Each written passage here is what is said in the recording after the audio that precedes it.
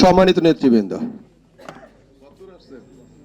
একটি জিনিস আজকে অবশ্যই খারাপ লাগতেছে, সেই বিষয়টি হলো আপনারা সাংবাদিক ভাইয়েরা সবাই জানেন এই ডক্টর ইউনূস স্যারকে রাষ্ট্রীয় ক্ষমতায় আনতে ওনার বিরুদ্ধে মিথ্যা মামলা প্রত্যাহারের জন্য বাংলাদেশ জাতীয়তাবাদী দল সহ সকল অঙ্গ সংগঠনগুলি কিভাবে আন্দোলন করেছি আমরা রাজপথে।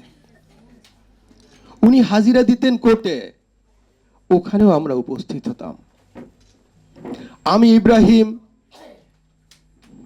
একটি অনুষ্ঠানে ওনার পক্ষে বক্তব্য দিতে গিয়ে বক্তব্য দিয়ে 3টি মাস আমি ঘরে ঘুমাতে পারিনি ওনার পক্ষে বক্তব্য দেওয়ার কারণে। বাংলাদেশের আপাম জনতারা ওনার পক্ষে ছিল, বাংলাদেশ জাতীয়তাবাদী দল ওনার পক্ষে ছিল। তাই সেই নেতা এখন রাষ্ট্রীয় ক্ষমতায়, অন্তর্বর্তীকালীন সরকারের উনি প্রধান।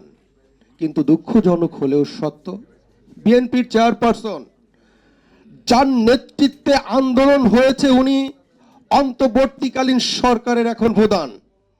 সেই নেত্রী বিএনপির সিনিয়র ভাইস চেয়ারম্যান জনাব তারেক রহমান সহ আমাদের রাজনৈতিক নেতা ও কর্মীর মিথ্যা মামলাগুলো এখনো তিনি প্রত্যাহার করেননি। উনি খালি বলে সংস্কার করবে। একটা জিনিস খেয়াল করে দেখছেন, আওয়ামী লীগ রাষ্ট্রীয় ক্ষমতায় থাকাকালীন অবস্থায় বাংলাদেশের বিভিন্ন সেক্টরে বিভিন্ন জায়গায় ওই আওয়ামী লীগের যে গুপ্তি মেরে থাকা প্রেতাত্মারা ওখানে ছিলেন, তারা কিন্তু এখনো সহাবস্থানে আছেন। ওদেরকে কিছুই করতে পারেননি তিনি।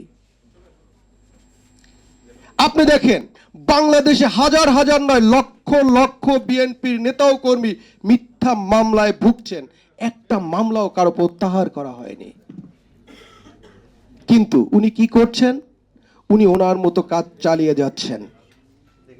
আমি অন্তর্বর্তীকালীন সরকারের যিনি প্রধান ডক্টর ইউনূস স্যারের উদ্দেশ্য করে বলছি, স্যার এখনো সময় আছে, সঠিক সিদ্ধান্তে আসেন।